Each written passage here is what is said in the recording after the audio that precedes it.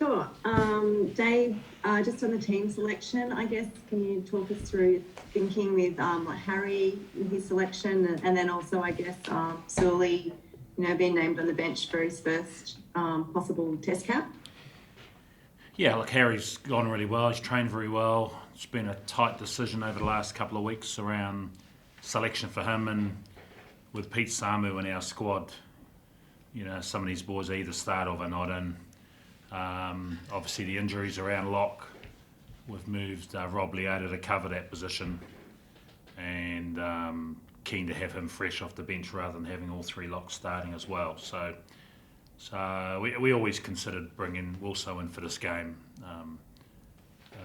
and then we're able to keep all of them. When you say you always considered bringing him in, is that because of, I guess, the high energy that he sort of brings to the role, or like why this test in particular did you have him penciled in? Oh no, it's mainly around how he's trained. He's pushed really close for selection over the last couple of weeks, and great to give him his opportunity. It's been a pretty brutal series so far, as injuries on both sides would tell us. But so Harry's fresh, ready to go, and keen to rip in. And just on Suli, you said that you wanted to see more from him. Obviously, he's sort of answered your demands there. Yeah, look, he's gone well. We brought him into this group to accelerate his development. He's certainly got a lot of footy into him. He's a hell of an athlete. And so, we're excited for him to get an opportunity in the weekend. And if it's,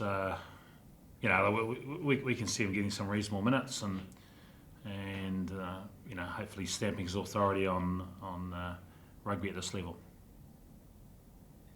Dave, Reece Hodge, I'm sure you didn't think you'd have to name a fourth fullback, really. Tell us the thinking around Reece. Missed initially the squad selection. Yeah, look, we've got a huge amount of confidence in Reece. He's been Mr. Fix-It, and he fills lots of different positions. When Tom got injured last year, we went to Hodgie to play at fullback, and he obviously got injured in Japan and ended up coming home. So he gets a reprieve. He's come straight in, slotted in really well. We know he's got a big kicking game. We think that'll be advantageous as well, and he'll also fill holes during the game. He's one guy we know that, based on injuries or need, he can slot in somewhere, even if he hasn't trained there all week. He'll be really clear around the roles and what's expected. And not having a specialist playmaker on the bench, I'm sure Reece Hodge would pop into 10 if anything happened to Noah. But is it a risk not having a James O'Connor on the bench? We've picked a squad that we think's going to suit us best in the weekend. The fact that Hodgie can play and has played 10 at test level gives us confidence and allows us to bring Lenny back into the mix and then have a genuine outside back. Obviously, the fact that Reece may have to move during the game, we had to ensure that we had a specialist back there, and Solly can play on the wing, and Tom, as he showed last week, thought he was outstanding, can cover at 15. Dave, how does the balance of the back row work with Harry there now and Bob, who are both pretty traditionally ball carriers more so than hitting rucks, I suppose? It depends on the role at the time, but our expectation around our sixes and eights is that they share the load. At times you'll get one carry, the other one carry after them, and we've got other people doing the donkey work. But they'll get through. If you look at someone like Rob Valentini, gets through a hell of a lot of clean out and a lot of tackle, and so we'd expect plenty of energy from both those guys, and they've got an important role to play. What's impressed you with Nick Frost so far, obviously coming in, starting this game? Well, he by his own admission, realises that there's a few locks fallen over and he gets to start pretty early in his career. But having said that, we're very comfortable with Nick starting. He's a big man, he's a hell of an athlete, very good line out forward. He's made big shifts around his physicality, and so we're excited for him. He obviously made a decision not to go to Japan, and he's been rewarded very quickly. So yeah, well, we're excited to see him start a test. And Noah starting at 10 as well. How impressed have you been so far from his couple of games? Yeah, he's been good. He's shown the sort of maturity that you need from a young 10, and I think he's organised things really well. We got off to a slow start last week. I think we fought our way back in and had momentum, and he was a big part of that. So, again, it's going to be important this weekend. Is there any thought of Len into the starting side? Sorry, say that again? Was there any thought of having Len come into the starting side? Oh, sure. But we had to get clarity around whether he was going to be available. It wasn't clear on Monday. We decided to pick a team where they could train and we weren't sweating on a result from the medics. So if Lenny was right, then he'd take his place on the bench. If not, then we'd replace him. Dave, are you already having discussions with the likes of Rory Arnold, etc., about coming back perhaps earlier, and discussions around the 3 picks with the eligibility clause, given the crisis, I suppose, in the second row spot? And where's Isaac Rodder?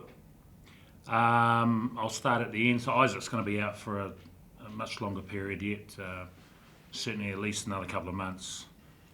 So he's not a solution immediately. Rory's back from France and back for Richie's wedding next week. So, he could be an option going forward. And certainly from an Argentina perspective, Samu won't travel. He'll go away with the Sevens to the Commonwealth Games, and so that gives us an opportunity to bring someone else in if required. So Dave, based on that as well, with Quaid unfortunately not being able to play a minute in this series, do you have options to? Is it an either-or situation, this series, or the Rugby Championship, or do you get a bite of him as well for the Rugby Championship? No, he's. We expect him to be fit and available for the Rugby Championship. Dave, can I just ask about your choices in the front row, bringing Slips up to start and Taniela to start as well when you've got Alan back? Yep. A good blend, we think. Nella, first game back and first game of footy for a long time last week. He's had a really good training week, and we expect him to build on last week's performance. With Slips, what we know is very experienced campaigner. Not too many front rowers play both sides. He's done a great job on the tight. We expect the same on the loose head, and what we know, he's a very good tackler, very good defender early, and we think that's going to be important. We get a good blend with that. You've got Nella on the field early who can carry. You've got Bally on the field late who can carry, and a couple of workhorses around them. So that's the thinking. Can I just also ask if you have a plan in mind for Vunivalu in terms of minutes? As opposed to trying to do something in the last 7 minutes or something like that. Do you have an idea of that you want to give him a decent chunk of time on the field? Just thinking about the last couple of weeks, he'll probably be on after about 3 minutes. But we always have a meeting on game day. We go through all the finishes and just to discuss potentially how many minutes they might play. And then we've got, we're watching to see how guys are tracking and whether they've still got more in them or not. So Suli's will definitely be game dependent. He's covering a fair bit of spots if you consider Reece Hodge will move. So we certainly want to give him some reasonable time, but we'll do what's best for the team on the day. Dave, I know a pitch is a pitch, but what does it mean to be playing at the SCG for the first time in decades? Yeah, it's going to be pretty cool, and maybe the last time too, with the football stadium opening. Yeah, I guess the first Wallaby Test played there against the British Isles, and now maybe the last Test against England. So probably a fitting finish for the SCG, and yeah, I'll get a decent look. I had a look a couple of weeks ago when I was in Sydney, and we'll get an appreciation for the atmosphere on Friday when we call in. Sounds like the coaches' boxes are a fair way away from the field, so that'll be a different experience. But full crowd, fitting for a big occasion, 1-1 and going into a decider. Do you think, will you call on that history at all when you talk to the players, or is it all about the game? Oh no, we always tap into various things. So yeah, look, it's certainly been the site of some unbelievable events in sport. So particularly cricket. So we'll definitely tap into a bit of history, and any personal meaning we can get out of things that helps us front and perform on Saturday is important.